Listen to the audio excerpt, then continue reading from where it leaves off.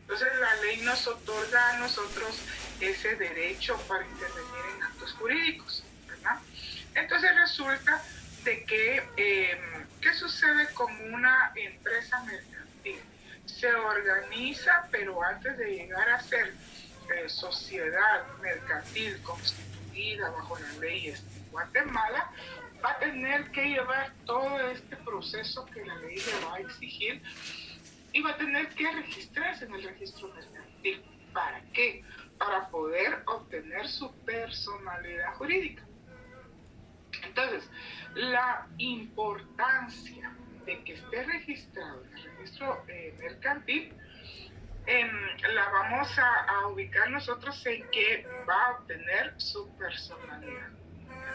De ninguna otra manera puede llegar ese comerciante a intervenir en actos de comercio, sino antes va a tener que estar registrado y nacer a la vida jurídica, ¿verdad? Esa es la situación aquí. Y también ustedes saben, la mayoría de ustedes son contadores, que estos comerciantes para poder llevar una contabilidad lógicamente tienen que estar registrados y deben de llevar una única contabilidad de acuerdo a lo que la ley establece y que lo vimos el año pasado, dice que es única, no puede tener dos contabilidades en la sociedad, ¿verdad? Entonces, llevar su contabilidad en donde registre de manera ordenada todas las actividades de tipo comercial que va a realizar y que sea posible darle ese seguimiento. ¿Y quién le va a dar ese seguimiento? Tanto el comerciante, ya sea persona individual o bien persona jurídica, para que es la colectiva, las sociedades, y que también van a tener que cumplir con obligaciones como reportar al registro mercantil y también ustedes saben todo lo relativo al pago de los tributos, ¿verdad? Todos los impuestos que se van a tener que pagar, etcétera, y que van a estar sujetos a que la SAT pues los esté fiscalizando.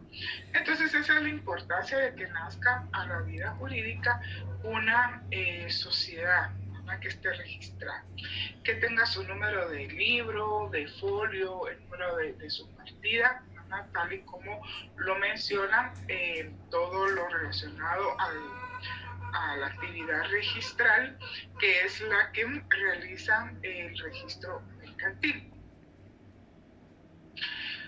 ¿Quiénes son los comerciantes? Hay una clasificación, ¿verdad? Hay de dos clases. En primer lugar, el comerciante individual, que es aquella persona que tiene un negocio, ¿verdad? Y que va a estar abierto al público, y si no va a estar abierto al público, va a cumplir con todas las características de las que mencionamos anteriormente, de que va a estar registrado en el registro mercantil, de que se va a dedicar a esa actividad comercial habitualmente, pero va a ser solo esa persona, ¿verdad? No va a tener socios y por eso es un comerciante individual. Y el comerciante social, que aquí ya estamos hablando nosotros de las empresas, ¿verdad? De las sociedades, que ya constituidas en el registro mercantil, entonces ya se van a convertir en comerciantes, pero van a tener su personalidad jurídica. El artículo número 2 del Código de Comercio dice que son comerciantes quienes ejercen en nombre propio y con fines de lucro, ¿verdad? Quienes a cualquiera de estas actividades a que se refiere el código, ¿verdad? En primer lugar, industria que está dirigida a la producción o transformación de bienes y a la prestación de servicios. Son todos aquellos que compran materia prima, ¿verdad? La transforman y entonces de esa transformación pues va a resultar un producto. Entonces todos estos comerciantes que intervienen en todo este proceso de producción van a estar dentro de la clasificación de comerciantes. Luego tenemos la intermediación. Habíamos hablado de que con el comercio también y el derecho mercantil pues surge la intermediación. Ese intermediario que lo que va a hacer es que se va a dedicar a que circule, ¿verdad?, los bienes y a la prestación de servicios también. Y esa intermediación lo que va a hacer es que va a tener un fin de lucro, eso también lo platicamos en su oportunidad. Los auxiliares de los anteriores. En el Código de Comercio existe un apartado específico para darnos a conocer quiénes son los auxiliares. Entre estos auxiliares podemos mencionar que es el gerente de las empresas. ¿Quién más? Puede ser el distribuidor, el representante, todos los que se dedican a los comisionistas, por ejemplo, etcétera, ¿verdad? Entonces hay varios que son que son auxiliares de los comerciantes y su objetivo es precisamente hacer, o sea, auxiliares, ¿verdad? Los dependientes son otros. Entonces, ¿cuál es el trabajo de estos auxiliares? Pues dedicarse a que el comercio sea mucho más activo y que no exista, digamos, la centralización, por así decirlo, la centralización de actividades únicamente en lo que son las, por ejemplo, los socios, ¿verdad? Sino que van a tener que tener gente específicamente que puedan ayudar a la ampliación de lo que es el negocio que les corresponde a cada uno. Tenemos unos supuestos jurídicos, ¿verdad?, para el tema de los comerciantes. Ya habíamos hablado que se ejerce en nombre propio, actuar para sí, no para otro comerciante o persona individual. Entonces, ¿por qué? Porque son los interesados, ¿verdad?, en realizar esas actividades. ¿Qué más? El fin de lucro es importantísimo que nosotros lo tomemos en consideración, porque si no, quiere decir que no es comercio, que tampoco es comerciante y que tampoco le va a aplicar todas las normas relativas a los comerciantes, en este caso, que es el Código de Comercio. Y dedicarse a actividades identificadas con mercantiles, industria, etcétera, ¿verdad? Que es lo que menciona así la ley. Lo anterior dice que es aplicable al comerciante social. Entonces ya vimos que existen dos tipos de comerciantes, vimos sus características, vimos estos supuestos y sabemos que a ellos es a quienes les aplica el Código de Comercio. Ahora, tenemos nosotros comerciantes extranjeros.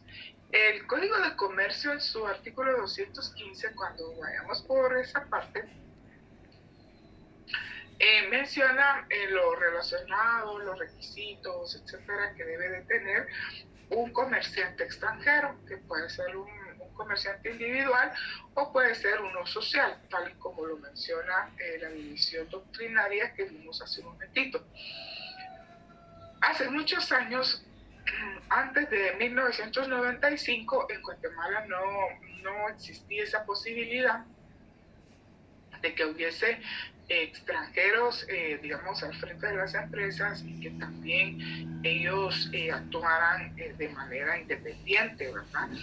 Entonces resultó de que ya en la actualidad, para eso fue que fue creado el decreto 6295 del Congreso de la República de Guatemala, para darles para que haya certeza jurídica en todas las actividades que va a realizar una empresa proveniente del extranjero, así como el personal que trabaja para la empresa, representantes legales, mandatarios, etc. Anteriormente a esa fecha, la ley exigía que los mandatarios y los representantes legales fueran guatemaltecos, ¿verdad? Entonces, pero ya en la actualidad, pues ya no es así, precisamente por ese decreto. Entonces, dice que en la actualidad los extranjeros están facultados a ejercer el comercio, precisamente por lo que les expliqué con anterioridad, ¿verdad? Ya sea como comerciantes individuales o como representantes de personas jurídicas. Entonces, la representación legal en sí es posible o mandatos, como les mencioné, para extranjeros, siempre y cuando se cumpla con lo que la ley establece. Es decir que tengan un registro, que tengan que inscribirse en el registro mercantil, ¿verdad? Y también es importante que estén registrados, digamos, tanto en el registro mercantil como en el RENAP, que tengan un DPI, etcétera, porque todo eso se les va a solicitar al momento de inscribirse en el registro mercantil. Entonces, dice que del mismo modo como se registra un guatemalteco como comerciante o como auxiliar de comerciante o mandatario. Entonces, este tema de los mandatos, esto lo vamos a encontrar nosotros en el Código Civil. Nosotros más adelante vamos a leer algunos artículos relacionados con el Código Civil que nos va a explicar qué es un mandato y quiénes pueden ser mandatarios. Mandatarios pueden ser personas que sean mayores de edad, pueden ser para ejercer comercio de acuerdo al 6295, extranjeros mayores de edad, que estén, dice, en el libre ejercicio de sus capacidades mentales y volitivas. ¿Qué significa eso? Que estas personas tienen que ser personas con un razonamiento lógico que sea apropiado y que puedan trabajar en diferentes actividades, tal y como lo menciona el código, ¿verdad? Algo más sobre lo que son las sociedades provenientes del extranjero. Para estas sociedades es importante que ellos constituyan fianzas, ¿verdad? ¿Por qué tienen que constituir fianzas? Resulta que tienen que constituir fianzas por sus obligaciones adquiridas en el momento que se constituyan como comerciantes. ¿Cuáles son esas obligaciones? Por ejemplo, los pasivos laborales, las obligaciones con proveedores, obligaciones también relativas a, por ejemplo, si alquilaron un edificio, maquinaria, etcétera. Entonces, la fianza, dice el código, que es desde, ahí sí quiero hacer énfasis en eso, desde $50,000. No quiere decir que sea para todas las empresas de $50,000. Depende de las operaciones que tengan en Guatemala. Así va a ser el monto que se les va a asignar. No todos van a pagar 50,000. Ese es digamos, el monto mínimo. Fíjense que hay una situación que a veces yo la veo complicada porque hay que leer bien lo que dice el código, porque dice que no, si dijera, para todos, ¿verdad? Se va a constituir con $50,000, ahí sí, pero en este caso dice que no, ¿verdad? Que esos van a ser desde $50,000. Ese desde, ¿verdad? Eso me dice a mí que hay más, ¿verdad? O sea, puede ser por más. Bueno, entonces ya hablamos de lo que del 6295, yo se los voy a dejar ahí en la plataforma, todo, ¿verdad? El código de comercio, las reformas, el decreto que contiene las reformas del código de comercio. También les voy a dejar la ley de emprendimiento, que es para las sociedades de emprendimiento, y también el 6295.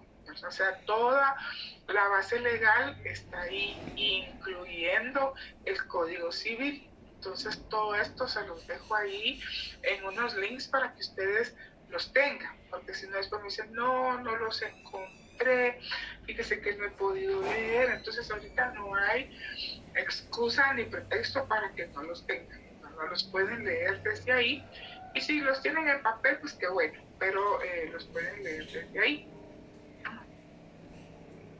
Entonces, también ustedes leyeron esta semana todo lo relativo al artículo 11. En el artículo 11 se menciona que los cónyuges, o sea, los esposos, ambos pueden ser considerados comerciantes, pero existe ahí una excepción. ¿Cuál es esa excepción? Que no puede actuar uno en relación al otro como auxiliar de comercio del otro. Es decir, que no puede ser su representante legal para actividades, o bien que sea, por ejemplo, su dependiente, o que sea que se constituya. Habría que ver toda la clasificación de lo que son los auxiliares: el representante, el distribuidor, el gerente, ¿verdad? Etcétera. Entonces, eso es una provisión. Nosotros en todo lo que es el derecho, ¿verdad? Tenemos que poner atención claramente en lo que la norma nos dice. Que aquí en el artículo 11 dice que eso no se puede, ¿verdad? Salvo que uno actúe como auxiliar de comercio del otro. Entonces esa disposición tenemos que tomarla en consideración.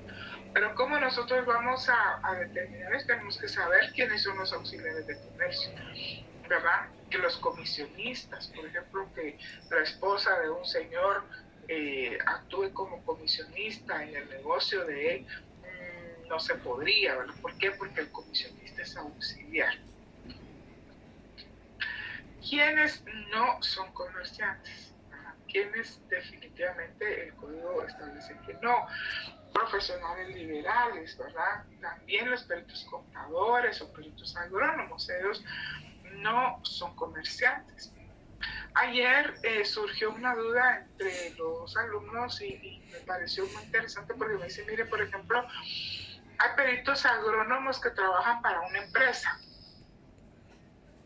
y vienen aquí, de donde somos nosotros, a dar, por ejemplo, asesoría técnica sobre algunos cultivos que se dan y todo.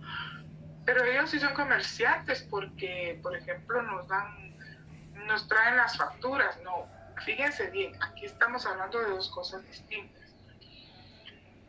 Resulta que ese perito agrónomo tiene que trabajar independientemente de la empresa, porque si está facturando y es la factura de la empresa, ellos sí son comerciantes, pero no la figura exactamente. Él está trabajando en relación de dependencia de la sociedad, de la empresa, del negocio, para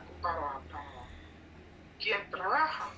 Entonces va a dar una factura de esa empresa, no de él, ¿verdad? Entonces, esa era la situación que mencionaban ahí. Mire, pero sí, que han venido.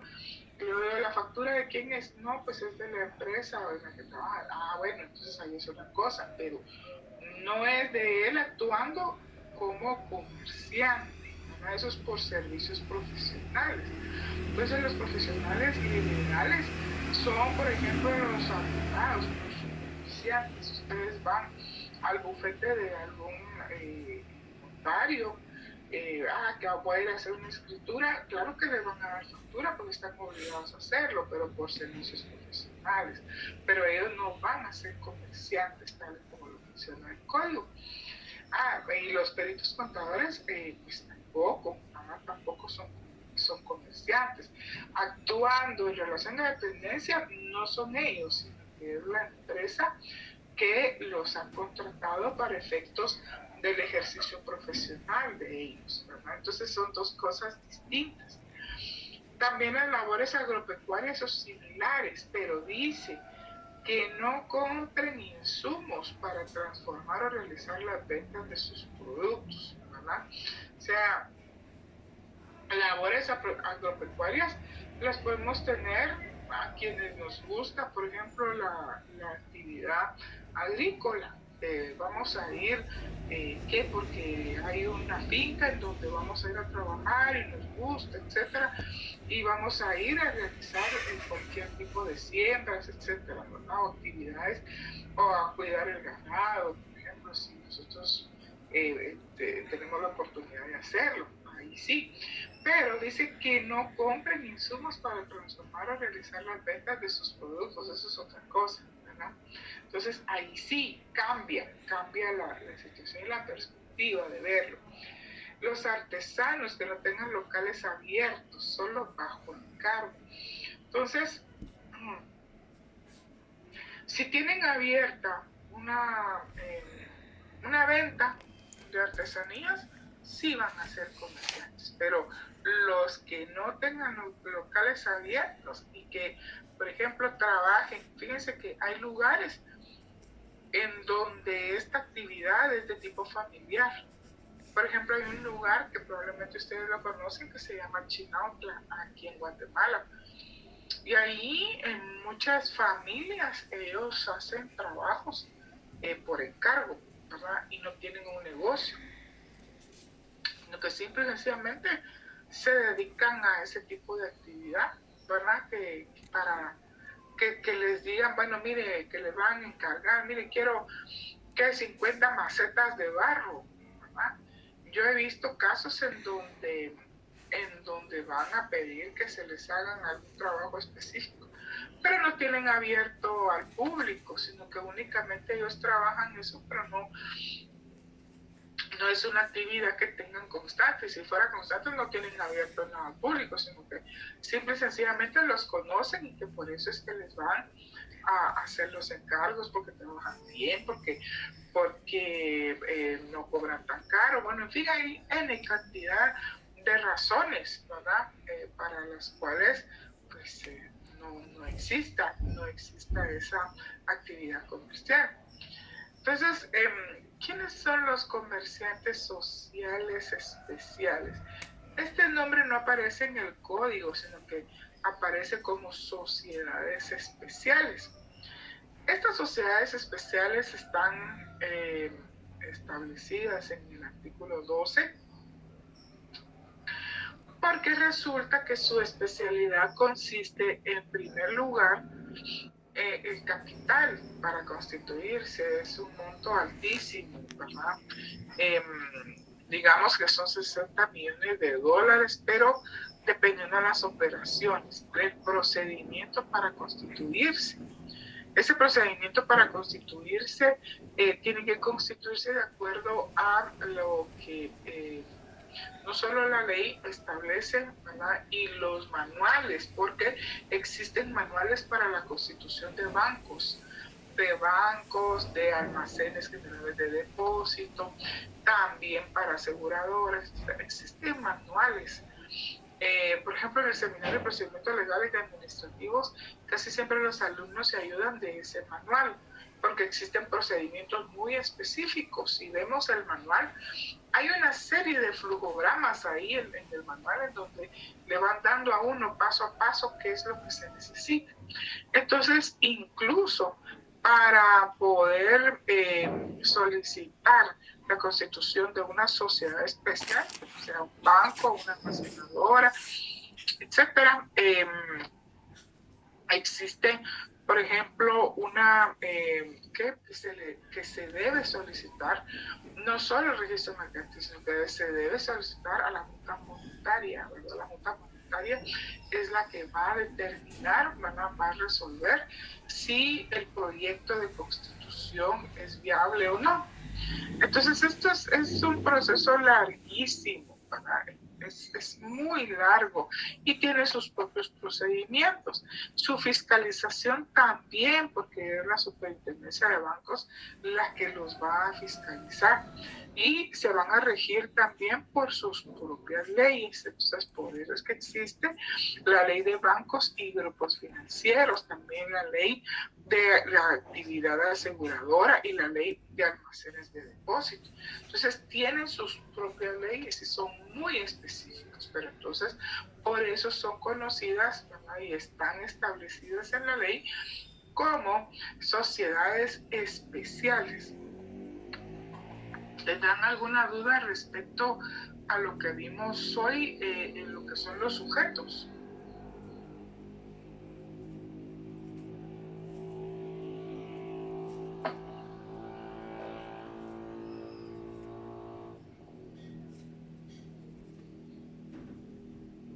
No hay.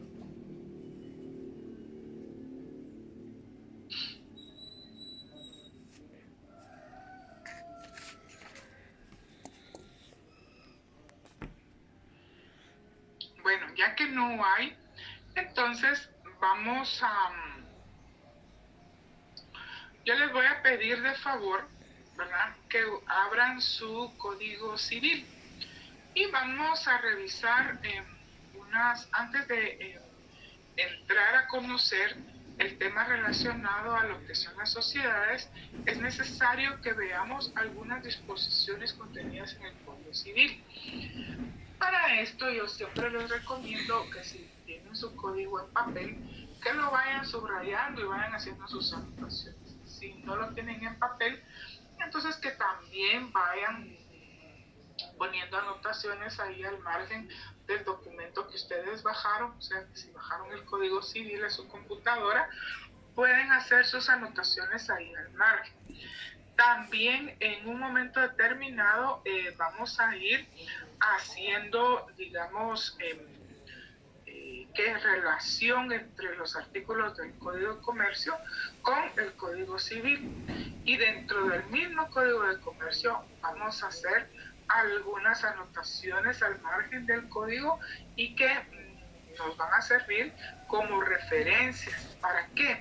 Para que al momento de que nosotros tengamos al frente un caso, podamos nosotros identificar que la respuesta no está únicamente en un artículo, sino que tenemos que irnos a revisar otros artículos, ya sea del Código Civil o ya sea del mismo Código de Comercio.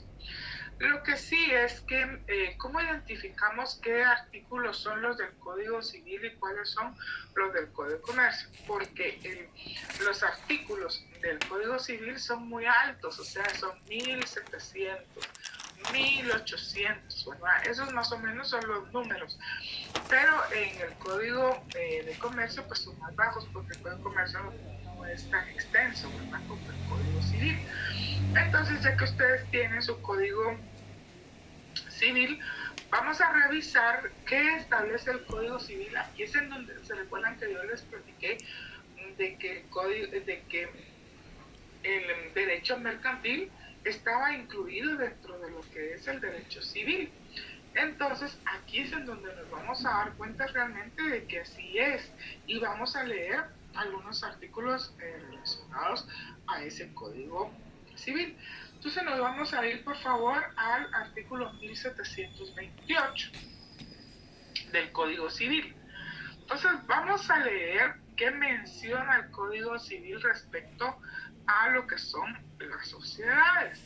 Entonces, cuando estamos revisando el 1728 nos damos cuenta de lo siguiente, que ahí hay una definición que nos va a servir a nosotros para el tema relacionado a las sociedades, no solo en el libro que nosotros tenemos y que estamos usando para la clase, sino que también lo vamos a encontrar en este cuerpo jurídico, ¿verdad?, en este cuerpo de normas. Entonces el 1728 es el que nos da a nosotros la definición de lo que es una sociedad. Y dice que sociedad, dice la sociedad es un contrato por el que dos o más personas convienen en poner en común bienes o servicios para ejercer una actividad económica y dividirse las ganancias. Entonces esa es una definición de lo que es la sociedad. Al analizar la definición nos vamos a dar cuenta de que sí, la sociedad como tal está contenida en un contrato. Ese contrato se denomina contrato de constitución de sociedad, ¿verdad?, ya sea sociedad anónima, colectiva, en común por acciones, cualquier sociedad. Entonces, tiene que estar incluido todo lo que se dispuso, cómo fue que nació la vida jurídica esa sociedad. Ayer hablábamos con sus compañeros y les decía, miren, cuando nosotros tenemos en un momento determinado que verificar algunos de los procedimientos, cómo se constituye la sociedad, que procede en caso A, caso B, disolución, liquidación, etcétera. ¿Cuál es nuestra base para esto? Y le hablo a los auditores que son ustedes. ¿Qué es lo que ustedes van a solicitar a una empresa cuando llegan a hacer una auditoría? En primer lugar, para ver si las operaciones, si todo está bien, si realmente existen las sociedades, si están registradas, etc. Van a pedir la escritura de constitución de la sociedad. Lógico que no, si es una sociedad que es nueva realmente, van a ver que su expediente es corto, no tiene tanto. Pero si es una sociedad que tiene muchos años, van a ver que les van a dar a ustedes una cantidad tremenda de documentos. ¿Por qué?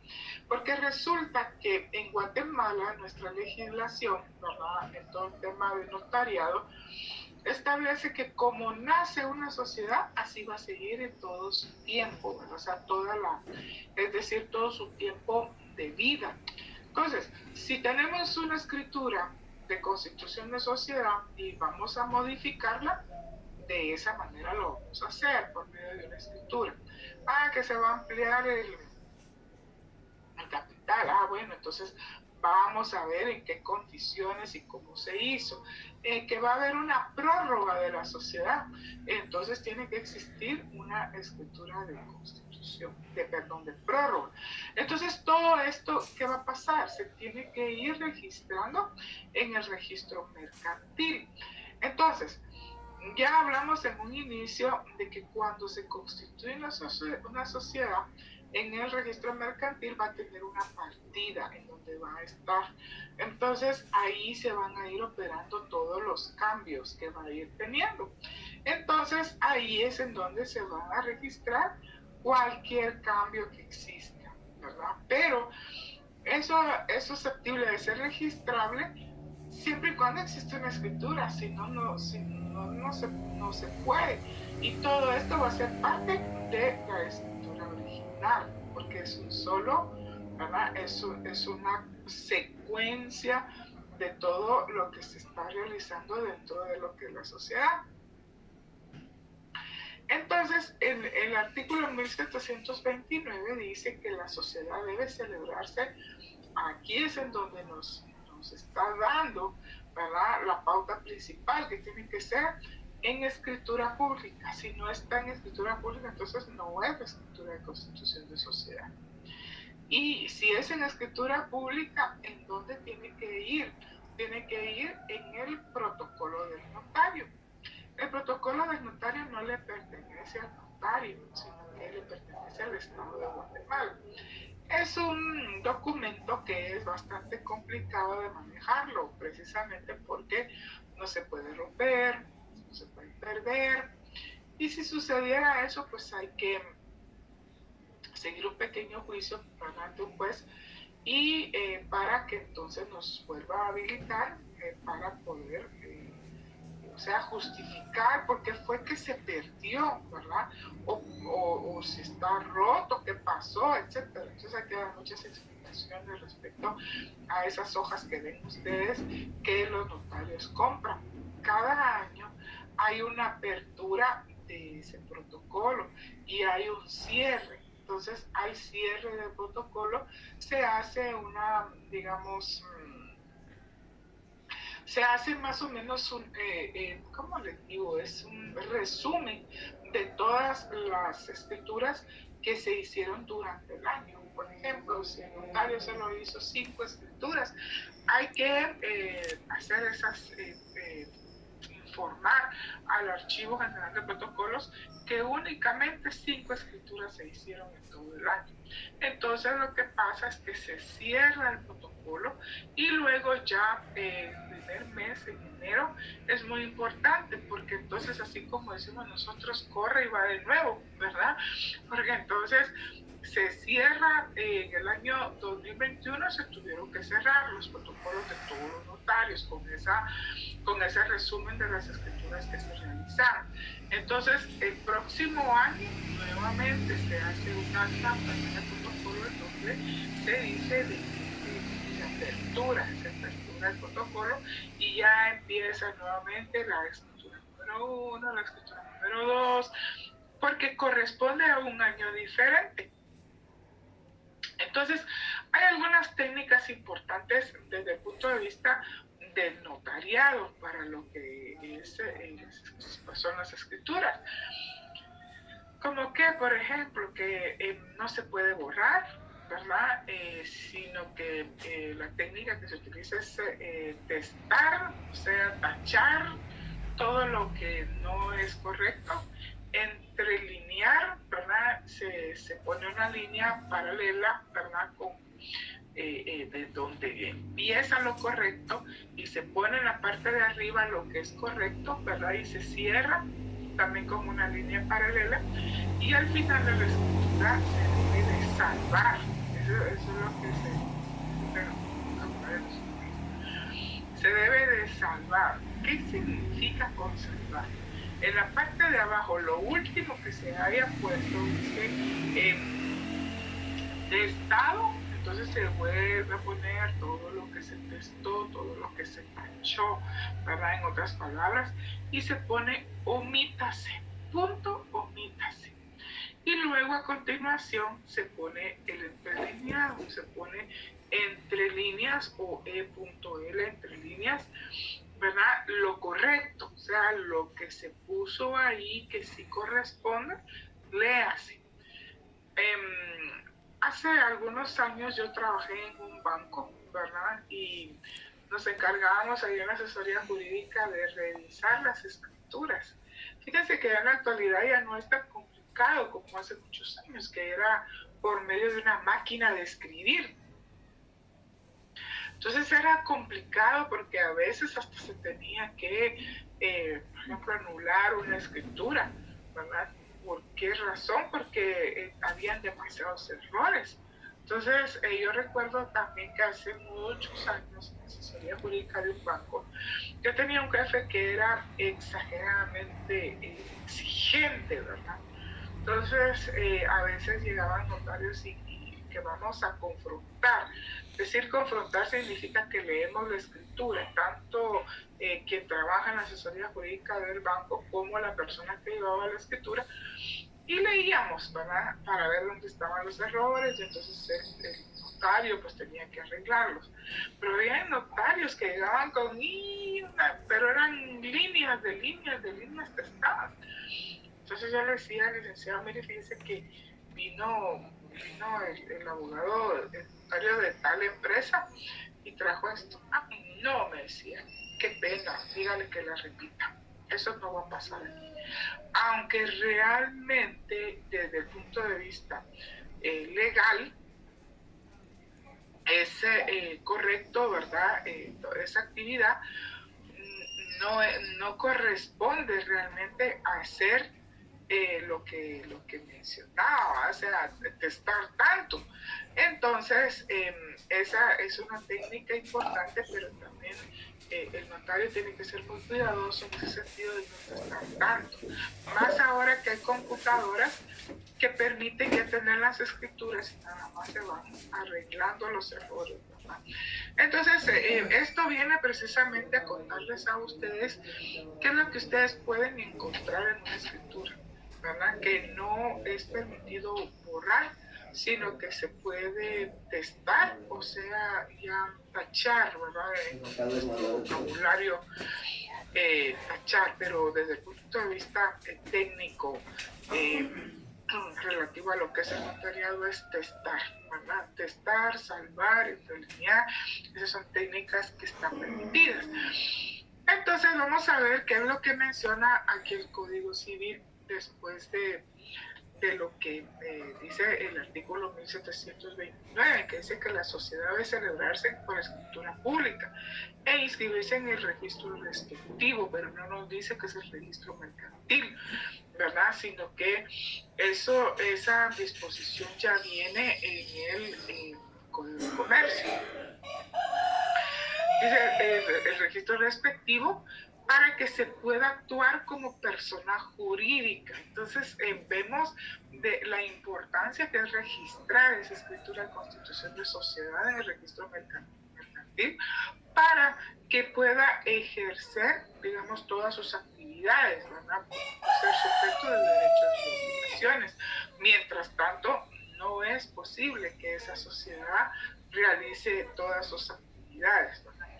Si no se ha constituido, digamos, o mejor dicho, si no se ha llegado realmente a tener el registro definitivo, el registro mercantil le otorga a las sociedades un registro provisional, ¿verdad? Para que entonces pueda realizar sus operaciones, pero está sujeto a esa disposición que es provisional.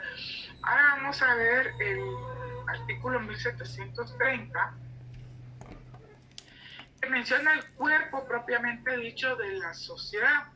En ese artículo 1730 ustedes pueden observar de que existen 10 numerales.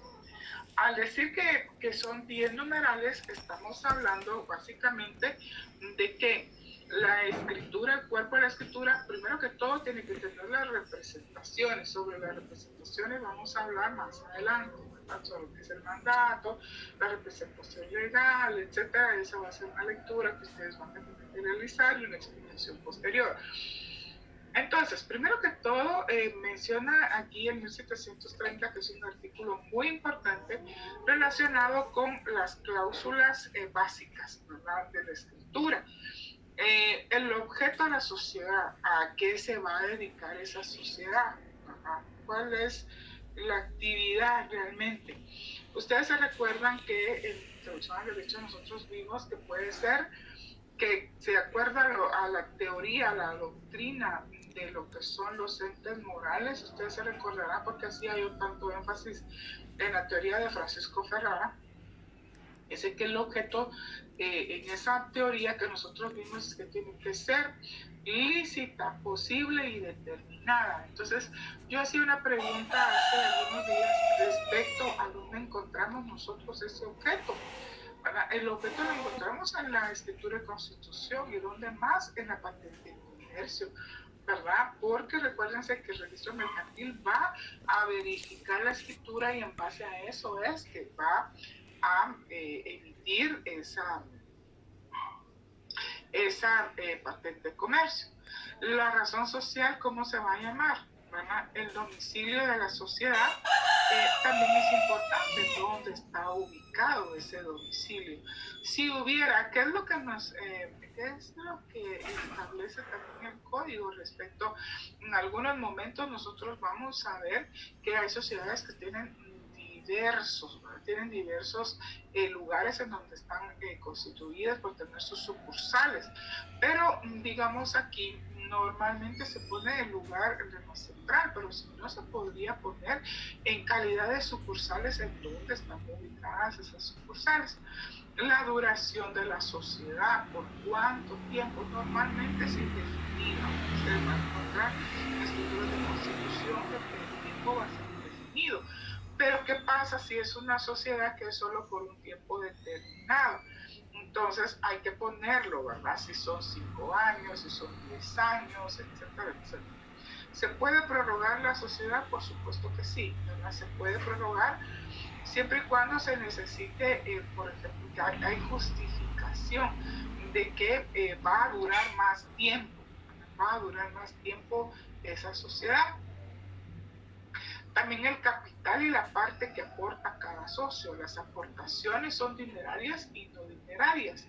Entonces, cuando hablamos de dinerarias, sabemos que es dinero, pero no dinerarias, estaríamos hablando de aportaciones relacionadas con bienes, ¿verdad? Por ejemplo, terrenos, casas, edificios, vehículos, maquinaria, etcétera, ¿verdad? Entonces, todo eso va a caer dentro de lo que nosotros conocemos como patrimonio de la sociedad. Entonces, pero aquí en la escritura son aportaciones, ¿verdad? Ahora, capital, el capital, con cuánto se va a constituir el capital, ¿verdad? Eso sí, muy importante. Y esta cláusula específicamente para ustedes que son los CPA, ¿verdad? Son los contadores públicos y auditores, son auditores. Es una cláusula muy importante para saber todo lo relativo al tema financiero de la sociedad, ¿verdad? Entonces esa cláusula número 5 es el contenido básicamente de capital, de las acciones, etcétera, etcétera. Y también tenemos la parte de utilidades, la parte de utilidades o pérdidas que se asigne a cada socio dependiendo qué tipo de sociedad sea aquí. Porque si es sociedad anónima, entonces la estructura o lo que se va a incluir ahí va a ser distinta a lo que va a ser, por ejemplo, una sociedad colectiva, que en un momentito vamos a iniciar con ese tema. Y la fecha y forma de su distribución, ¿verdad? ¿Cómo se va a distribuir? Hay algo muy importante aquí. La sociedad anónima tiene una figura importante que se llama socio industrial. En la escritura de constitución es en donde nosotros vamos a establecer cómo le vamos a pagar a ese socio, ¿verdad? ¿Se va a aceptar socios? Sí, porque la sociedad anónima permite que exista el socio industrial, pero aquí, ¿cómo se le va a pagar al socio? ¿Qué utilidades son las que se le van a otorgar al socio? Etcétera, ¿verdad? ¿Por qué? Porque él solo aporta su trabajo, no va a aportar de ninguna manera nada relativo a lo que son las aportaciones, ni dinerarias, ni tampoco no dinerarias. Sin embargo, si cuando veamos más adelante la sociedad en comandita, por acciones, admite que el socio industrial pueda, pero eso es de tipo doctrinario, ¿verdad? El socio industrial aporte, pero entonces ya no sería socio industrial, sino ya sería un socio, ¿verdad? ¿Por qué? Porque ya está saliendo de la característica que la ley le otorga al socio industrial. ¿Por qué? Porque está realizando aportaciones. Entonces ya es un socio como los demás. Entonces hay una transformación, ¿verdad?, de este socio. También los casos en que procederá la disolución de la sociedad antes de su vencimiento y las bases en que todo caso de disolución deberán observarse para la liquidación y división del haber social. Hay dos momentos importantes, ¿verdad?, cuando se decide disolver una sociedad. La disolución es una cosa y la liquidación es otra. No puede existir liquidación sin disolución. La disolución puede existir por varias razones. Cuando estemos viendo disolución y liquidación, ustedes se van a dar cuenta, porque hay disolución por falta, por ejemplo, por pérdida de capital. Hay disolución porque los socios por voluntad propia, ¿verdad?, ya no quieren continuar en la sociedad. Hay también disolución por expulsión de un socio. Pero aquí deben de poner las razones por las cuales se va a disolver y se va a liquidar. La liquidación es el siguiente paso, ya es la parte contable, mientras que la disolución es el momento de tomar decisiones y van a crear toda la papelería, todas las actas, ¿verdad?, que se van a utilizar, las solicitudes al registro mercantil, etc. Entonces, en este momento de disolución es el momento en que se van a tomar esas decisiones. La liquidación. ¿Quiénes son los liquidadores? Los auditores, ¿verdad? También la ley establece que existen los comisarios. Más adelante, cuando estemos viendo ese tema, vamos a ver quiénes son los comisarios y por qué se usa ese título, ¿verdad?, de comisarios. Entonces, un auditor no puede de ninguna manera iniciar la liquidación sin antes tener su nombramiento. Ese nombramiento se lo van a dar los socios, pero tiene que aprobarlo el registro mercantil, ¿verdad? Entonces, al momento de que ya está aprobado, está autorizado, ya con todo, ustedes ya pueden iniciar con el proyecto de liquidación. Mientras tanto, no es posible que suceda eso.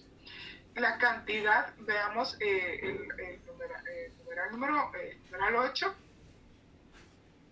la cantidad que puede tomar periódicamente cada socio para sus gastos personales.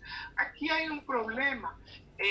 Si son sociedades que son familiares, ahí casi siempre se dan esos problemas de que, algún socio pone una denuncia, en fin, cómo se resuelve. Todas esas diferencias, ¿verdad?, que existen entre los socios, tiene que ir normado en la escritura de Constitución para que los socios estén funcionando la sociedad. ¿Qué más? La forma de administración de la sociedad y los demás pactos que acuerden los socios. Forma de administración de la sociedad. Si, por ejemplo, los gerentes, el consejo de administración, etcétera, ¿verdad? Todo lo que van a hacer los órganos administrativos de la sociedad. Y luego vamos a ver en 1731, que ahí tenemos información muy importante relativa a que si la sociedad se constituye para un propósito, que era lo que yo les mencionaba hace un momento, ¿verdad?, u objeto que por su naturaleza tenga duración limitada, pero cuyo plazo no sea posible fijar, se entenderá que su duración será por el tiempo necesario para la realización de aquel objeto. O sea, que como no se fija porque no se sabe cuándo, normalmente se dice que es por un tiempo X y lo que se hace es que se prorroga, ¿verdad? Y si no, se va a establecer, digamos, se va a constituir la sociedad hasta que se termine, por ejemplo, que una construcción, que haya, por ejemplo, necesidad de realizar que una empresa que se constituyó únicamente para efectos relacionados a realizar estadísticas, ¿verdad?, de marketing, etcétera, etcétera. Entonces, todo depende de qué se trate, pero el artículo 1731 establece que sí es posible existir este tipo de sociedades para los efectos que sean necesarios, ¿verdad? Entonces, esto es lo relativo a lo que es el código en sí el Código Civil. Ahora vamos a iniciar con lo que son las sociedades, ¿verdad? Y vamos a hablar un poquito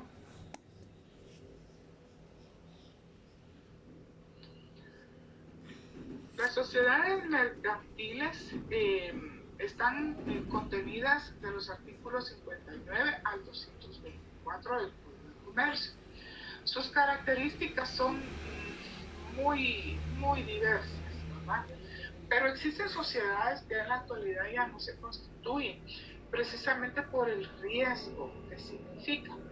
Por ejemplo, tenemos esta sociedad de la sociedad colectiva, que es una sociedad de un riesgo muy alto, precisamente porque la responsabilidad de los socios, la ley establece que es solidaria, ¿no?, para cualquier riesgo ilimitado.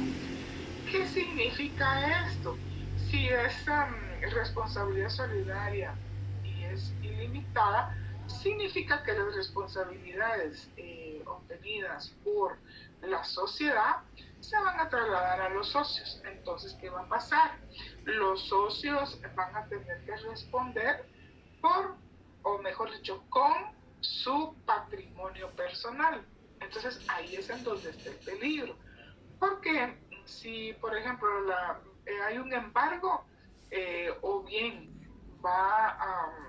hay un requerimiento de cobro judicial, ¿verdad? ¿Quiénes son los que van a tener que responder por eso? No solo la sociedad, sino que también los socios. Entonces ahí es donde está el riesgo, ¿verdad? Que el riesgo es bastante alto. Entonces vamos a ver la sociedad colectiva. Conforme vayamos avanzando, ustedes van a darse cuenta de que la estructura de esta sociedad en sí es complicada, principalmente para los socios, para su patrimonio personal. Entonces vamos a dar un concepto de qué es una sociedad colectiva, ¿verdad? Entonces la sociedad colectiva es una sociedad mercantil, y aquí mucho ojo, que dice que es de tipo personalista. En un momentito les explico de qué se trata. Que se identifica con una razón social, lógicamente, ¿verdad? Tiene que existir una razón social en la que los socios, por las obligaciones sociales, responden de modo subsidiario, ilimitado y solidario.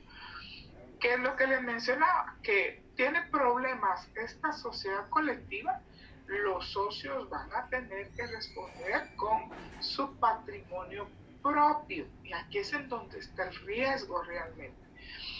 Por eso es que esa sociedad ya es poco utilizada en nuestro país. Habrá una o dos, ¿verdad? Pero normalmente son sociedades que se constituyeron, que son muy antiguas y que son familiares. Y que con el tiempo han venido transformándose, precisamente por las operaciones, por la competitividad que necesitan ellos tener en cuanto a lo que es la ampliación de su producción. Entonces, por eso es que se han transformado. Pero el Código de Comercio todavía las tiene ahí porque existirán unas cuantas. Por eso es que es necesario de que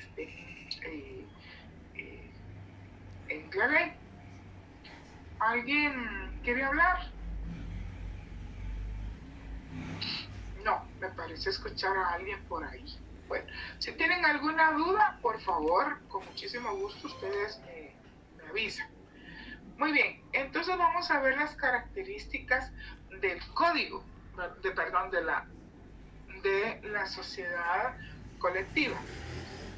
Primero que todo dice que es personalista y aquí menciona que es una sociedad de personas. ¿Qué significa esto? Que está constituida por aportaciones de la sociedad. Sin embargo, no cuenta con acciones.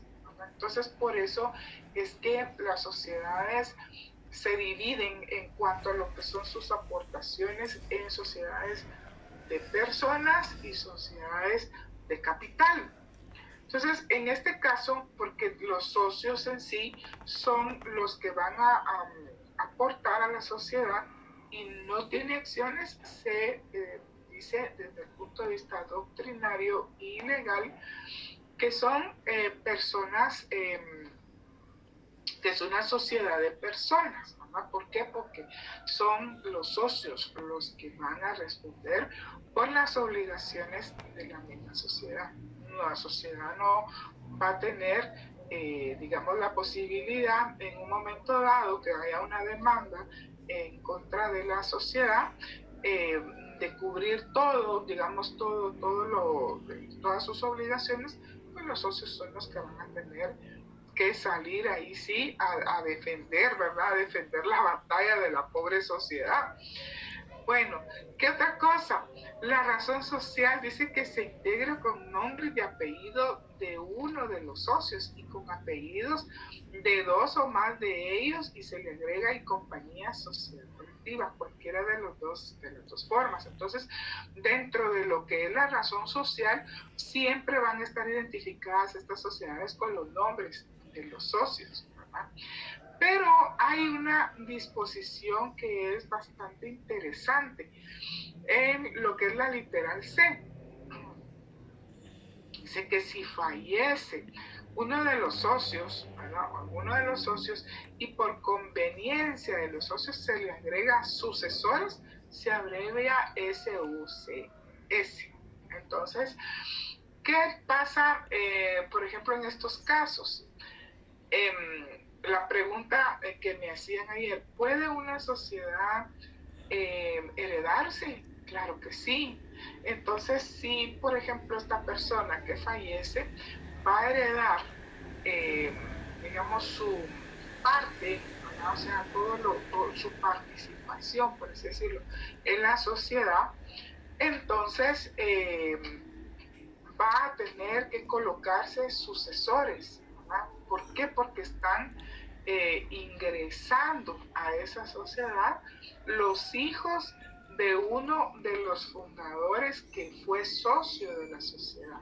Entonces, por eso es que se les coloca SUCS, ¿verdad? Que así se abrevia, sucesores. ¿Qué otra cosa? Responsabilidad del socio. Ya hablamos hace un momento momentito que una de las características principales de esta sociedad es que la responsabilidad de los socios es subsidiaria, ilimitada y solidaria. Ahora vamos a ver uno por uno qué significa cada una de estas situaciones. Primero que todo, sé que es subsidiaria. Entonces la responsabilidad del socio deviene en defecto de la sociedad, que era lo que hablábamos, que si la pobre sociedad es demandada, pues entonces y no tiene cómo pagar, ¿verdad? Ella, pobrecita, ¿verdad? Entonces los socios van a tener que ayudarla, van a tener que respaldarla y van a responder ¿cómo? Con su patrimonio personal, su casa, sus carros, si tienen dinero en el banco, si, etcétera, ¿verdad? Entonces estos socios van a tener que salir ahí sí a pelear por la pobrecita sociedad colectiva. Tenemos el literal B, ¿verdad? Que esto es algo que es muy importante, que dice que el acreedor debe accionar en conjunto. Cuando se menciona que debe de accionar en conjunto es tanto a la sociedad en sí, porque recuérdense que la sociedad ha sido constituida como una persona jurídica, tiene su propia personalidad jurídica. Entonces, se demanda a la sociedad y de una vez a los socios. ¿Para qué se hace eso? Para evitar iniciar un nuevo proceso. Entonces, el caso en sí va a ser, o la demanda en sí va a ser en contra de la sociedad y socios, ¿verdad? Porque entonces el acreedor va a querer recuperar lo que le debe, tanto con los bienes de la sociedad, como que los socios tienen que hacerse cargo del pago correspondiente a esta responsabilidad. Dice que es ilimitada.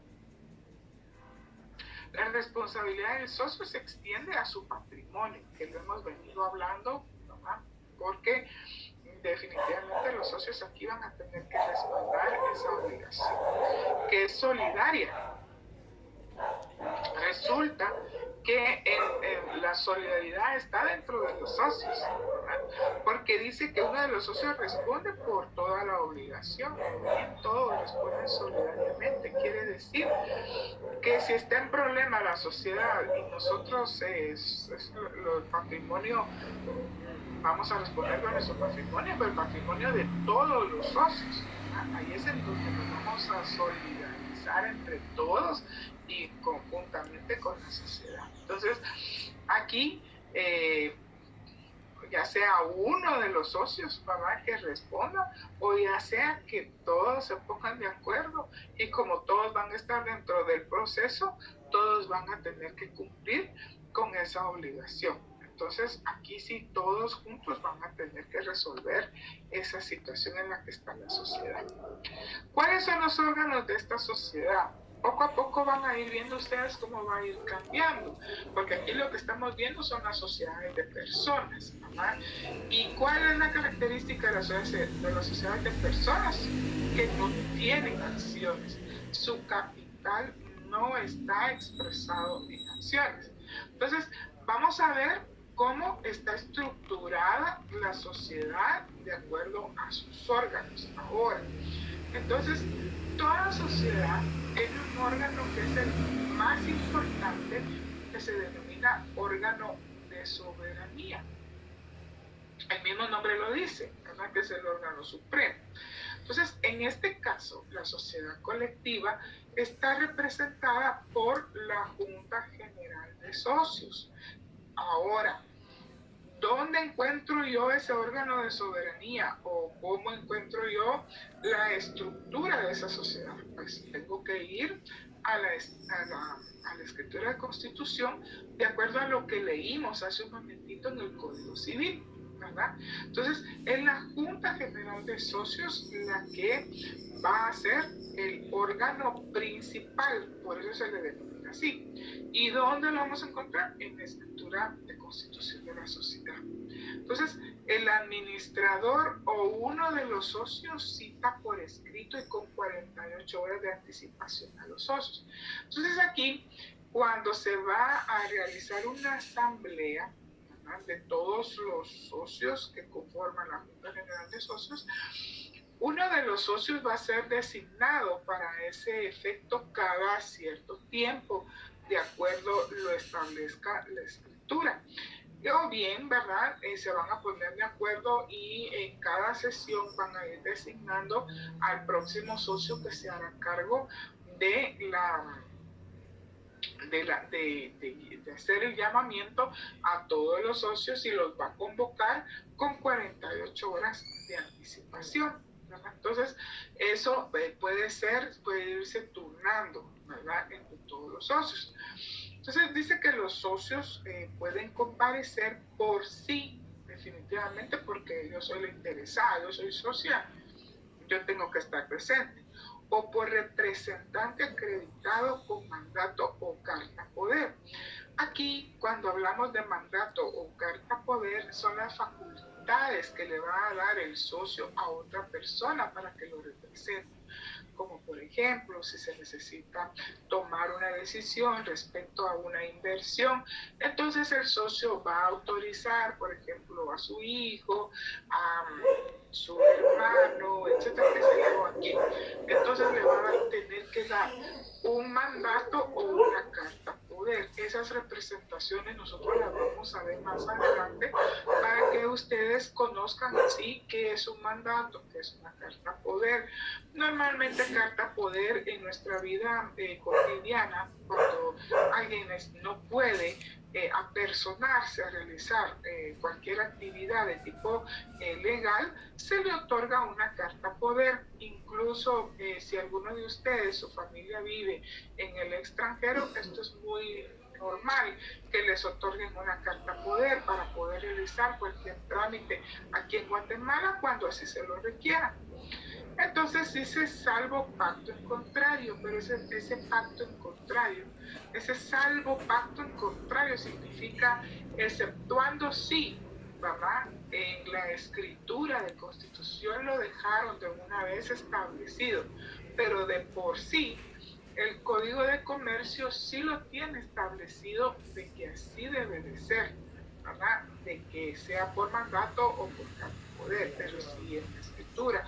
También la ley, ¿verdad?, ese salvo pacto en contrario, nos da esa posibilidad de que se haga de otra forma. Y la junta totalitaria dice que puede darse accidentalmente, o sea que cuando ellos lo decidan así, bueno, se van a reunir todos los socios, ¿verdad? No hace falta tanto procedimiento, sino que hay reunión, todos, aprovechando que estamos aquí, todos nos vamos a reunir, ¿verdad? Entonces esa es una junta totalitaria. Cuando los socios se encuentran reunidos o sus representantes y se aprueba la agenda. Fíjense que no todos le dan importancia a la agenda. La agenda, veamos así, antes de que exista una asamblea, hay que elaborar la agenda. La agenda lo que va a contener son todos los puntos, ¿verdad?, que se van a conocer dentro de la asamblea. Entonces, ¿en dónde radica la importancia de que exista una agenda aprobada? Es para redactar el acta de la asamblea, porque cada asamblea va a llevar su acta. Entonces, esa agenda va a tener, por así decirlo, los puntos a conocerse, va a tener que cuadrar. O sea, esos puntos los vamos a encontrar en el acta, ¿verdad?, en el acta de la asamblea o en el acta del consejo de administración. Entonces, esa agenda es sumamente importante precisamente por eso. Entonces, ¿qué contiene la agenda? Punto número 1, tal cosa, ¿verdad? Se va a conocer. Punto número 2, punto número 3 y otros, ¿verdad? Cuando si existe algo más que se quiera discutir en la Junta General de Socios, entonces se pone otros, ¿verdad? Al poner otros, ahí va a ir todo lo adicional que nosotros vamos a plantear dentro de esa reunión, ¿verdad? Esa reunión de la Junta General de los Socios. En este caso que estamos viendo la sociedad colectiva. Entonces es importante que nosotros sepamos cuál es la importancia de esa agenda. Entonces dice que no es necesario que esté prevista en la escritura esa junta totalitaria, que es de lo que estamos hablando, ¿verdad? Entonces, definitivamente, ahora creo yo que ya les expliqué la importancia de la agenda, porque casi nunca les dan importancia. Ahora, veamos, el órgano administrativo y de vigilancia en este tipo de sociedades puede ser confiar a una o más personas que pueden ser o no socios. Entonces, aquí los socios son los que tienen que determinar si van a ser ellos, ¿no?, los que van a encargarse de esa vigilancia, o bien si van a contratar a una persona que va a ser la que va a tener a su cargo esa verificación de todo lo relativo a las operaciones y todo lo que sea, digamos, administrativo de la sociedad. Dice que debe constar en la escritura constitutiva el nombre o nombres de estas personas. O sea, hay que incluirlas de una vez si son los socios, o bien establecer de que la Junta General de Socios en conjunto van a designar a una persona que será la que se va a encargar de esta actividad. A falta de lo anterior, todos son administradores. Pero ¿qué pasa si no ninguno de los socios toma en consideración eso? Y si no dejan de una vez establecido de que van a encontrar a la persona, van a contratar a esta persona, entonces se entenderá, dice, menciona el código, que todos, ¿verdad?, todos son administradores, todos los socios. Pero ¿cómo van a administrar todos los socios al mismo tiempo? Van a tener que turnarse, ¿verdad? Entonces dice, la vigilancia se realizará por medio de una persona nombrada por los socios, que fue lo que les mencioné arriba. Pero cuando no existe un órgano como tal o persona que va a ser la que va a vigilar las operaciones de la sociedad, ¿qué va a pasar? Todos los socios van a ser los administradores que les mencioné anteriormente, pero resulta que van a tener que turnarse, dice, y se vigilan entre sí por su actuación conjunta. Ya se pueden imaginar eso. Si son, digamos, 6 socios, estarse así, ¿verdad? Entonces, lo procedente aquí, como dice que a falta de esa disposición, todos los socios son los que van a actuar como, digamos, órgano de vigilancia, ¿verdad? Entonces, si no hay ninguna persona, entonces todos los socios van a hacer, pero van a tener dentro de sus atribuciones que estar revisando, digamos, qué es lo que hace cada quien. Entonces, por lo que es necesario que sea mejor, ¿verdad?, que exista ya sea un órgano, que podría ser una auditoría, o bien que se nombre a un auditor que se encargue de esa vigilancia. Entonces, no sé si tienen alguna duda respecto a lo que acabamos de ver. Lo vamos a dejar ahí precisamente porque para dentro de 8 días vamos a empezar a ver la sociedad en comandita simple y por acciones.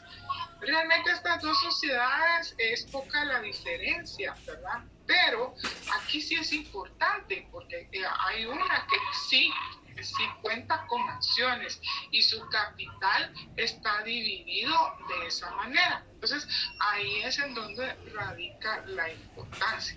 Entonces no sé si tienen alguna duda para poderla aclarar. Ya saben que siempre estoy aquí a la orden y con mucho gusto.